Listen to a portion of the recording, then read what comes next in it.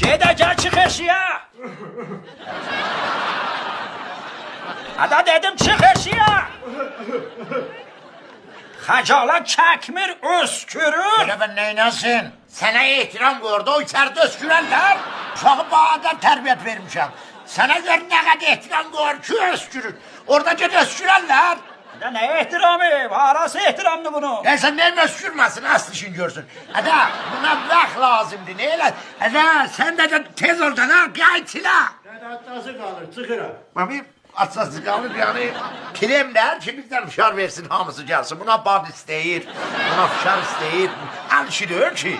Dede siz Kabe'de hesaplaşın ben gelim dede. Başıma dolanlar. Hələ utanmırdı içəbin hesablaşın. Oğlum çıx gəl, bunlar sənə layiq deyil. Çıx gəl. Ada bir öz sistematınıza baxıbsınız, sizdə standart, hayır cəhani xastiqarı var. Gedə. Bax bunun sistematına. Gedə, sən özünə baxıbsan. Yəni arvadı niyə demirəm də, gedə.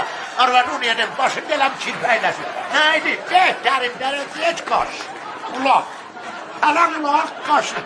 Nəydi bunun? Gedənin nəydi? İçik ged ağa. Allah xeyir versin götür. Mən bəyənmədim heç. Allah ruzu variyan da versin götür. Gedin ha. Dede bu da olmadı. Biz bəyənirik yola. Mən qızımı yerdən tapmışam verəm buna. Yerdən tapsaq da vermərik. Göt ağa. Adamın göbələti biz götürəsənə Ben verək. ki kızı beğendim dede. Gedə belə olmaz. Gedə biz hara gedirik biz atın eşiyə.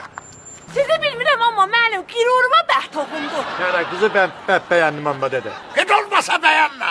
Gedə sana kim qız verər axı? Səni kim qoydu mənim ətəyimə? Değilim dedeme. Belə olmaz, gələ əsası fikir eləyək. Bunlar ötürüncə dəliyə ayrısına.